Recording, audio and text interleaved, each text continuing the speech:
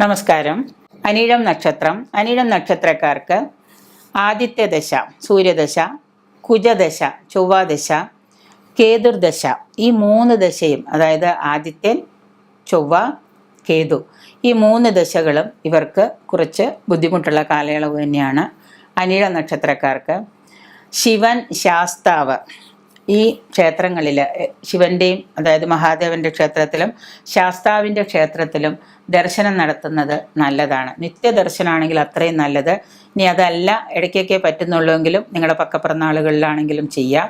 ശനിയാഴ്ച ദിവസവും അനിഴം നക്ഷത്രം ചേർന്ന് വരുന്ന ദിവസവും നിങ്ങൾ ശനീശ്വര പൂജ, ശാസ്താവിൻ്റെ അമ്പലത്തിൽ പോയിട്ട് ശനീശ്വര പൂജ ചെയ്യുന്നത് നല്ലതാണ്. ഹനുമാന് വെറ്റിലമാല സമർപ്പിക്കുന്നത് അനിഴം നക്ഷത്രക്കാർക്ക് വളരെ വിശേഷമാണ്, പ്രത്യേകിച്ച് ശനിയാഴ്ച ദിവസമൊക്കെ. രാശ്യാധിപൻ ചൊവ്വയാണ്. ഈ പറയുന്ന അനിഴം നക്ഷത്രക്കാരുടെ രാശ്യാധിപൻ ചൊവ്വയാണ്. അപ്പോൾ ചൊവ്വ ആയതുകൊണ്ട് ചൊവ്വയെ പ്രീതിപ്പെടുത്തുന്ന കർമ്മങ്ങൾ കൂടുതലായിട്ട് ചെയ്യുന്നതാണ് നല്ലത്. ചൊവ്വ ഓജരാശിയാണെങ്കിൽ സുബ്രഹ്മണ്യനെയും, യുഗ്മരാശിയാണെങ്കിൽ ഭദ്രകാളിയാണ്. പിന്നെ ഇപ്പം നമ്മൾ എൻ്റെ ചൊവ്വ ഓജരാശിയാണോ യുഗ്മരാശിയാണോ എന്ന് നമുക്കറിയണം. അതിനെന്ത് ചെയ്യണം? ഇപ്പോഴത്തെ ദശ ഏതാണെന്ന് അറിയില്ല, അതിനെന്ത് ചെയ്യണം?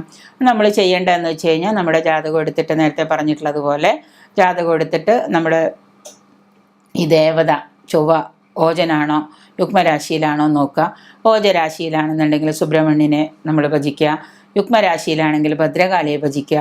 ഇതൊക്കെ വളരെ ഒറ്റ പ്രാവശ്യം നോക്കേണ്ട കാര്യമുള്ളൂ, എല്ലാ പ്രാവശ്യമൊന്നും ഇത് നോക്കേണ്ട കാര്യമില്ല. അപ്പം അങ്ങനെ ചെയ്തിട്ട് നമ്മൾ ഭദ്രകാളിയെ മുരുകനെയും ഭജിക്കാം. മൂല നക്ഷത്രം, അവിട്ട നക്ഷത്രം, ഉത്രാട നക്ഷത്രം, മകയിരം, ഇങ്ങനെയുള്ള നക്ഷത്രങ്ങളൊക്കെ പ്രതികൂല നക്ഷത്രങ്ങളാണ്. ദേവതയാണ് അനിഴ നക്ഷത്രക്കാരുടെ ദേവത, മിത്രനാണ് ദേവത. മിത്രൻ ദേവതയാകുമ്പോൾ അവർ നിത്യവും മിത്രദേവനെ ഭജിക്കുന്നത് നല്ലതാണ്.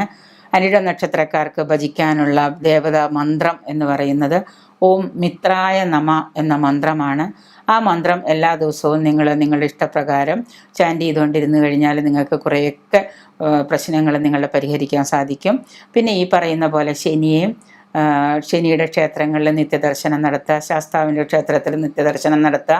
ആദിത്യ ദശയും ചൊവ്വാദശയും കേതുർദശയും വരുമ്പോൾ നിങ്ങൾ കുറച്ചുകൂടി വിജിലൻ്റ് ആയിട്ട് കാര്യങ്ങളെ കാണാൻ നോക്കുക. ഒന്നും ചെയ്യാൻ പറ്റുന്നില്ലെങ്കിൽ നിങ്ങൾക്ക് വേറെ നഷ്ടമൊന്നുമില്ല. രാവിലെ എഴുന്നേറ്റ് എല്ലാവരും, ശാസ്താവാണ് അടുത്തുള്ളതെങ്കിൽ ശാസ്താവിൻ്റെ ക്ഷേത്രത്തിൽ പോവുക. കാലത്ത് ജോലിക്ക് പോകുന്ന തിരക്കിൽ അമ്പലത്തിലൊന്നും പോകാൻ നേരം ഉണ്ടാവില്ല. ചിലർ പറയുന്നതാണ്, അമ്പലത്തിൽ പോകുന്നത് അമ്പലത്തിലിരിക്കുന്ന ദേവന് വേണ്ടിയിട്ടല്ല, നമുക്ക് വേണ്ടിയാണ് എന്ന് വിചാരിക്കാം. 1 രൂപ നമ്മുടെ കയ്യിലുള്ളെങ്കിൽ ആ 1 രൂപ കൊണ്ടുപോയിട്ട്, അതിന് വേണ്ട വീട്ടിൽ 2 പൂവുണ്ടെങ്കിൽ പോകുന്ന വഴിക്ക് ആ പൂവ് പറിച്ചിട്ട് ആ ക്ഷേത്രത്തിൽ കൊണ്ട് കൊടുത്തിട്ട് വേഗം ഒന്ന് തൊഴുത് നല്ലോണം ഭഗവാൻ ശാസ്താവിനടുത്ത് ചെന്ന് തൊഴുത് മടങ്ങുക. കുറച്ച് നല്ല ഒരു 3 പ്രദക്ഷിണം ചെയ്യാൻ സമയമുണ്ട് ചെയ്യുക. അതുപോലെ തന്നെ ഭഗവാന് മഹാദേവന് നിങ്ങൾ പോയിട്ട് ഒരു ജലധാര, പറ്റുന്ന സമയങ്ങളിലൊക്കെ ഒരു ജലധാര നടത്തുക.